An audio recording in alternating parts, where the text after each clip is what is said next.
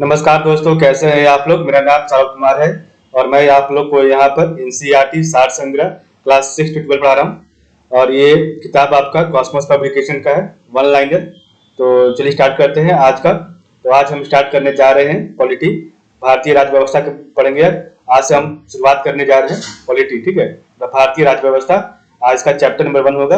तो चलिए स्टार्ट करते हैं। देखिए आपके सामने भारतीय राज्य व्यवस्था आगे है और टोटल इसमें लगभग 30 चैप्टर हैं। तो सब चैप्टर का एक वीडियो होगा और हम लोग इसको वन लाइन बाय लाइन को पढ़ेंगे, ठीक है। तो चलिए स्टार्ट करते हैं। तो चैप्टर नंबर 1 आपका है भारत का संवैधानिक विकास, कॉन्स्टिट्यूशनल डेवलपमेंट ऑफ इंडिया। तो भारत का संवैधानिक विकास, कॉन्स्टिट्यूशनल डेवलपमेंट ऑफ इंडिया है। तो यहाँ पर आपका है, एक मिनट, यहाँ पर लाइन दिया हुआ, यहाँ से स्टार्ट करते हैं। तो रेगुलेटिंग एक्ट 1773 द्वारा सर्वोच्च न्यायालय की स्थापना कहाँ हुई थी। तो रेगुलेटिंग एक्ट 1773 द्वारा सर्वोच्च न्यायालय की स्थापना कलकत्ता में 1774 में हुई थी।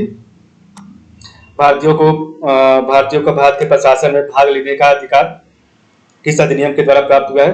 तो भारतीयों को भारत के प्रशासन में भाग लेने का अधिकार चार्टर एक्ट 1833 में के द्वारा हुआ है।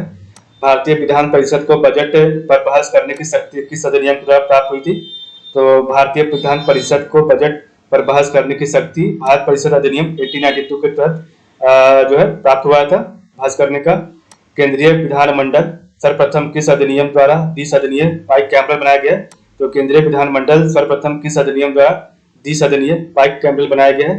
तो 1919 के भारत शासन अधिनियम द्वारा। भारत के राष्ट्रपति को अध्यादेश ऑर्डिनेंस निर्गत करने की शक्ति मूलतः किस अधिनियम से प्रेरित है। तो भारत के राष्ट्रपति को अध्यादेश ऑर्डिनेंस निर्गत करने की शक्ति मूलतः भारत शासन अधिनियम 1935 के तहत जो है निर्गत है, ठीक है। आगे है, केंद्र में द्वैध शासन व्यवस्था डायरकी सिस्टम किस अधिनियम के द्वारा लागू की गई थी। तो केंद्र में द्वैध शासन अधिनियम डायरकी सिस्टम किस अधिनियम के द्वारा लागू की गई थी। तो भारत शासन अधिनियम 1935 के तहत 1935। ब्रिटिश भारत में किस अधिनियम में संघीय शासन का प्रावधान था। ब्रिटिश भारत में किस अधिनियम में संघीय शासन का प्रावधान था। तो भारत शासन अधिनियम 1935 के तहत, ठीक है। तो ब्रिटिश भारत में किस अधिनियम में संघीय शासन का प्रावधान था। तो भारत शासन अधिनियम 1935 के तहत, ठीक है। अखिल भारतीय संघ स्थापित करने का प्रावधान किस अधिनियम में किया गया था। तो अखिल भारतीय संघ स्थापित करने का प्रावधान भारत शासन अधिनियम 1935 के तहत किया गया था। भारत के संविधान में केंद्र और राज्यों के मध्य किया गया शक्तियों का विभाजन भारत सरकार अधिनियम 1935 पर आधारित है। तो भारत के संविधान में केंद्र और राज्यों के मध्य किया गया शक्तियों का विभाजन भारत सरकार अधिनियम 1935 पर आधारित है। एक निर्वाचित संविधान सभा द्वारा भारत के संविधान का निर्माण करने का प्रस्ताव किसके द्वारा दिया गया था। तो एक निर्वाचित संविधान सभा द्वारा भारत के संविधान का निर्माण करने का प्रस्ताव क्रिप्स मिशन के द्वारा दिया गया था। भारतीय संविधान सभा का गठन किसके अंतर्गत किया गया था। तो भारतीय संविधान सभा का गठन जो है कैबिनेट मिशन 1946 के अंतर्गत किया गया था। कैबिनेट मिशन द्वारा प्रस्तुत योजना के अनुसार संविधान सभा में प्रांतों से प्रतिनिधियों का निर्वाचन किस अनुपात में था। तो कैबिनेट मिशन द्वारा प्रस्तुत योजना के अनुसार संविधान सभा में प्रांतों से प्रतिनिधियों का निर्वाचन किस अनुपात में था। तो 10 लाख की जनसंख्या पर एक सदस्य होना चाहिए, ठीक है। 10 लाख जनसंख्या पर एक सदस्य होना चाहिए। भारतीय संविधान का निर्माण करने वाले संविधान सभा के सदस्यों का चुनाव किसके द्वारा किया गया था। तो भारतीय संविधान का निर्माण करने वाली संविधान सभा के सदस्यों का चुनाव विभिन्न प्रांतों की विधानसभा के द्वारा किया गया था, ठीक है। अब हम पढ़ेंगे यहाँ पर ये जो आपका बॉक्स है, भारत का संवैधानिक विकास। तो भारत का संवैधानिक विकास कैसे हुआ। तो सबसे पहले आपका ईस्ट इंडिया कंपनी के अंतर्गत हुआ।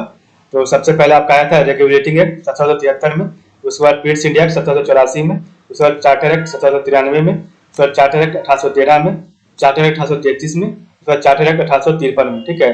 तो ईस्ट इंडिया कंपनी के अंतर्गत रेगुलेटिंग एक्ट 1773 में, पीट्स इंडिया एक्ट 1784 में, चार्टर एक्ट 1793 में, चार्टर एक्ट 1813 में, चार्टर एक्ट 1833 में, उसके बाद चार्टर एक्ट 1853 में, ठीक है।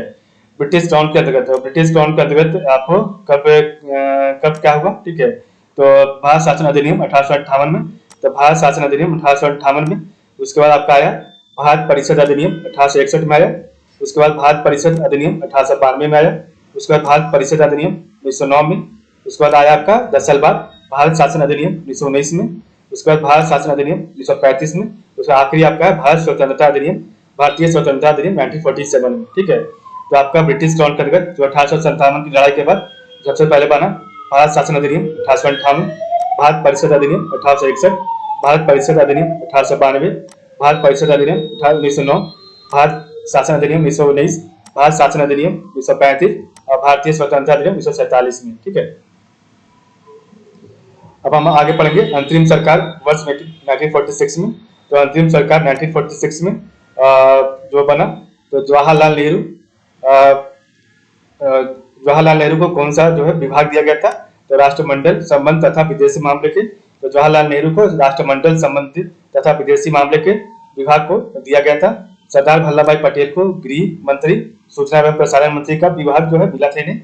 डॉक्टर राजेंद्र प्रसाद को खाद्य एवं कृषि विभाग मिला था, तो डॉक्टर राजेंद्र प्रसाद को खाद्य एवं कृषि विभाग। जॉन मथाई को उद्योग एवं नागरिक आपूर्ति, तो जॉन मथाई को उद्योग एवं नागरिक आपूर्ति। जगजीवन राम को श्रम, तो जगजीवन राम को श्रम मिला था। ठीक है, सरदार बलदेव सिंह को रक्षा, तो सरदार बलदेव सिंह को रक्षा विभाग, रक्षा मंत्री। लियाकत अली खान वित्त मंत्री थे और आपका राजा गोपालचारी शिक्षा एवं कला मंत्री थे। तो ये आपका 1946 में जो अंतरिम सरकार बना था, ठीक है, जब आपका कैबिनेट मिशन आया था उसके बाद का है। ठीक है, तो जवाहरलाल नेहरू को राष्ट्रमंडल संबंध तथा विदेशी मामले, सरदार वल्लभ भाई पटेल गृह, सूचना एवं प्रसारण, डॉक्टर राजेंद्र प्रसाद खाद्य एवं कृषि, जॉन मथाई उद्योग एवं नागरिक आपूर्ति, जगजीवन राम श्रम, सरदार बलदेव सिंह रक्षा, लियाकत अली खान वित्त और श्री राजा गोपालचारी शिक्षा एवं कला। ठीक है, भारत शासन अधिनियम 1919 की समीक्षा करने के लिए वर्ष 1927 में साइमन कमीशन का गठन किया गया था। ठीक है, तो भारत शासन अधिनियम 1919 की समीक्षा करने के लिए वर्ष 1927 में साइमन कमीशन का गठन किया गया था। ठीक है, भारत की संविधान सभा की पहली बैठक कब हुई थी, तो भारत की संविधान सभा की पहली बैठक 9 दिसंबर 1946 को हुआ था। ठीक है, भारतीय संविधान का प्रथम प्रारूप ड्राफ्ट सर BN राव द्वारा तैयार किया गया था। तो भारतीय संविधान का प्रथम प्रारूप ड्राफ्ट सर BN राव द्वारा तैयार किया गया था। संविधान सभा का स्थायी अध्यक्ष परमानेंट चेयरमैन किसे चुना गया था, तो संविधान सभा का स्थायी अध्यक्ष डॉक्टर राजेंद्र प्रसाद को चुना गया था। संविधान सभा में पंडित नेहरू द्वारा उद्देश्य प्रस्ताव कब प्रस्तुत किए गए थे, तो संविधान सभा में पंडित नेहरू द्वारा उद्देश्य प्रस्ताव 13 दिसंबर 1946 को प्रस्तुत किया गया था। ठीक है, नेहरू द्वारा प्रस्तुत उद्देश्य प्रस्ताव संविधान सभा में कब स्वीकृत हुआ था, तो नेहरू द्वारा प्रस्तुत उद्देश्य प्रस्ताव संविधान सभा में 22 जनवरी 1947 को स्वीकृत हुआ था। ठीक है, तो भारत की संविधान सभा की पहली बैठक 9 दिसंबर 1946 को हुआ था। भारतीय संविधान का प्रथम प्रारूप ड्राफ्ट सर BN राव द्वारा तैयार किया गया था। संविधान सभा का स्थायी permanent chairman doctor Rajendra Prasad थे। संविधान सभा में पंडित नेहरू द्वारा उद्देश्य प्रस्ताव कब प्रस्तुत किया गया था, 13 दिसंबर 1946 को। नेहरू द्वारा प्रस्तुत उद्देश्य प्रस्ताव संविधान सभा में कब स्वीकृत हुआ, तो 22 जनवरी 1947 को। भारतीय संविधान के निर्माण काल में संविधान सभा के कुल कितने अधिवेशन हुए थे, तो 12 हुए थे। भारतीय संविधान के निर्माण में संविधान सभा को कितना समय लगा था, 2 वर्ष 11 माह और 18 दिन। तो भारतीय संविधान के निर्माण में संविधान सभा को कितना समय लगा था, तो 2 वर्ष 11 माह और 18 दिन। भारतीय संविधान सभा के संवैधानिक सलाहकार कौन थे, तो भारतीय संविधान सभा के संवैधानिक सलाहकार डॉक्टर सर BN राव थे। ठीक है, भारतीय संविधान सभा के वर्तमान रूप में राष्ट्रीय ध्वज को कब अपनाया था, तो भारत की संविधान सभा ने वर्तमान में राष्ट्रीय ध्वज को कब अपनाया था, तो 22 जुलाई 1947 को अपनाया था। संविधान सभा की प्रथम बैठक की अध्यक्षता डॉक्टर सच्चिदानंद सिन्हा अस्थायी अध्यक्ष ने की थी। ठीक है, जो कि अस्थायी अध्यक्ष थे। तो संविधान सभा की प्रथम बैठक की अध्यक्षता डॉक्टर सच्चिदानंद सिन्हा ने की थी। भारत का संविधान कब स्वीकार किया गया, तो भारत का संविधान 26 नवंबर 1949 को स्वीकार किया गया था। और भारतीय संविधान पूर्णतः कब लागू हुआ था, तो भारतीय संविधान पूर्णतः 26 जनवरी 1950 को लागू हुआ था। अब यहाँ पढ़ेंगे संविधान सभा कंस्टिट्यूएंट असेंबली के बारे में कुछ दिया हुआ है। तो संविधान सभा कंस्टिट्यूएंट असेंबली, तो 9 दिसंबर 1946 को संविधान सभा की प्रथम बैठक हुई, जिसमें डॉक्टर सच्चिदानंद सिन्हा को अस्थायी अध्यक्ष तथा 11 दिसंबर 1946 को डॉक्टर राजेंद्र प्रसाद को अस्थायी अध्यक्ष चुना गया।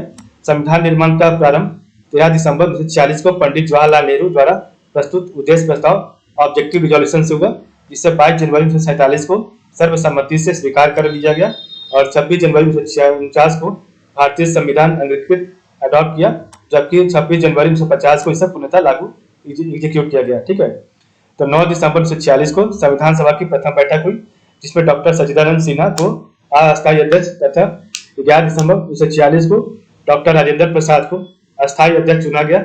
संविधान निर्माण का प्रारंभ 13 दिसंबर 1946 को पंडित जवाहरलाल नेहरू द्वारा प्रस्तुत उद्देश्य प्रस्ताव ऑब्जेक्टिव डिक्लेरेशन से हुआ, जिसे 22 जनवरी 1947 को सर्वसम्मति से स्वीकार कर लिया गया और 26 नवंबर 1949 को भारतीय संविधान अंगीकृत अडॉप्ट किया, जबकि 26 जनवरी 1950 को इसे पूर्णतः लागू एग्जीक्यूट किया गया। ठीक है,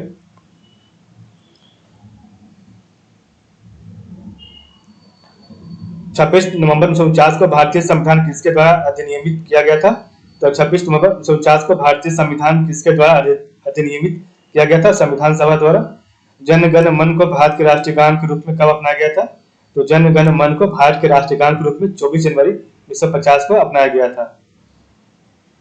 भारत सरकार द्वारा अशोक स्तंभ को राष्ट्रीय चिन्ह नेशनल एम्बलम के रूप में अंगीकृत अडॉप्ट किया गया था। तो भारत सरकार द्वारा अशोक स्तंभ को राष्ट्रीय चिन्ह नेशनल एम्बलम के रूप में अंगीकृत अडॉप्ट किया गया था 26 जनवरी 1950 को। ठीक है, तो भारत सरकार द्वारा अशोक स्तंभ को राष्ट्रीय चिन्ह नेशनल एम्बलम के रूप में अंगीकृत अडॉप्ट किया गया था 26 जनवरी 1950 को। संविधान सभा की सलाहकार समिति एडवाइजरी कमेटी के अध्यक्ष सरदार वल्लभ भाई पटेल थे। तो संविधान सभा की सलाहकार समिति एडवाइजरी कमेटी के अध्यक्ष सरदार वल्लभ भाई पटेल थे। ठीक है, संविधान सभा की झंडा समिति के अध्यक्ष कौन थे? तो संविधान सभा की झंडा समिति के अध्यक्ष डॉक्टर राजेंद्र प्रसाद थे। अब हम पढ़ेंगे प्रमुख समितियां एवं उनके अध्यक्ष। तो जो भी आपकी समिति बनी थी उनके अध्यक्ष कौन थे? तो संघ शक्ति समिति के अध्यक्ष पंडित जवाहरलाल नेहरू थे। संघीय संविधान समिति के अध्यक्ष पंडित जवाहरलाल नेहरू ही थे। प्रांतीय संविधान समिति के अध्यक्ष सरदार वल्लभ भाई पटेल। प्रारूप समिति के अध्यक्ष डॉक्टर भीमराव अम्बेडकर। मौलिक अधिकारों एवं अल्पसंख्यकों संबंधी परामर्श समिति के अध्यक्ष डॉक्टर सरदार वल्लभ भाई पटेल थे। ठीक है, प्रक्रिया नियम समिति डॉक्टर राजेंद्र प्रसाद। राज्यों के लिए समिति पंडित जवाहरलाल नेहरू और संचालन समिति के अध्यक्ष थे डॉक्टर राजेंद्र प्रसाद। ठीक है, तो संघ शक्ति समिति के अध्यक्ष पंडित जवाहरलाल नेहरू। संघीय संविधान समिति के अध्यक्ष पंडित जवाहरलाल नेहरू। प्रांतीय संविधान समिति के अध्यक्ष सरदार वल्लभ भाई पटेल। प्रारूप समिति के अध्यक्ष डॉक्टर भीमराव अम्बेडकर। मौलिक अधिकारों एवं अल्पसंख्यकों संबंधी परामर्श समिति के अध्यक्ष सरदार वल्लभ भाई पटेल। प्रक्रिया नियम समिति के अध्यक्ष डॉक्टर राजेंद्र प्रसाद। राज्यों के लिए समिति पंडित जवाहरलाल नेहरू और संचालन समिति के अध्यक्ष डॉक्टर राजेंद्र प्रसाद। संविधान सभा के कार्यों से संबंधित समिति के अध्यक्ष कौन थे? तो संविधान सभा के कार्यों से संबंधित समिति के अध्यक्ष कौन थे? तो जीवी मावलंकर थे। Doctor Bhimrao Ambedkar, doctor B R. Ambedkar की अध्यक्षता में संविधान सभा की प्रारूप समिति में 6 अन्य सदस्य N Gopalaswami Ayyangar, doctor K M. Munshi, B S. Mitra, बाद में इनके स्थान पर Madhavrao, Alladi Krishnaswami Ayyar, Syed Mohammad Saadulla, doctor D P. Khaitan, बाद में इनके स्थान पर टी.टी. कृष्णाचार्य थे। तो डॉक्टर बी.आर. अम्बेडकर की अध्यक्षता में संविधान सभा की प्रारूप समिति में 6 अन्य सदस्य थे, जिनके नाम है डॉक्टर एन गोपालस्वामी अयंगर सबसे पहला, उसके बाद डॉक्टर के.एम. मुंशी, बी.एम. मित्रा, बाद में ये हट गए थे, उनके स्थान पर एन माधवराव आए, अल्लादी कृष्ण स्वामी अय्यर, सैयद मोहम्मद सादुल्ला, डी.पी. खेतान, और डी.पी. खेतान के स्थान पर बाद में टी.टी. कृष्णाचार्य थे। ठीक है, संविधान सभा ने डॉक्टर बी.आर. अम्बेडकर की अध्यक्षता में प्रारूप समिति का गठन कब किया था? तो संविधान सभा ने डॉक्टर बी.आर. अम्बेडकर की अध्यक्षता में प्रारूप समिति का गठन 29 अगस्त 1947 को किया था। Doctor B R. अम्बेडकर का संविधान सभा में निर्वाचन किस प्रेसिडेंसी से हुआ था? तो डॉक्टर बी.आर. अम्बेडकर का संविधान सभा में निर्वाचन बम्बई प्रेसिडेंसी से हुआ था। भारत का संविधान मूलतः 2 भाषाओं में हिंदी तथा अंग्रेजी में लिखा गया था और सभी सदस्यों ने इन दोनों प्रतियों पर हस्ताक्षर किए थे। तो भारत का संविधान मूलतः 2 भाषाओं हिंदी तथा अंग्रेजी में लिखा गया था और सभी सदस्यों ने इन दोनों प्रतियों पर हस्ताक्षर किए थे।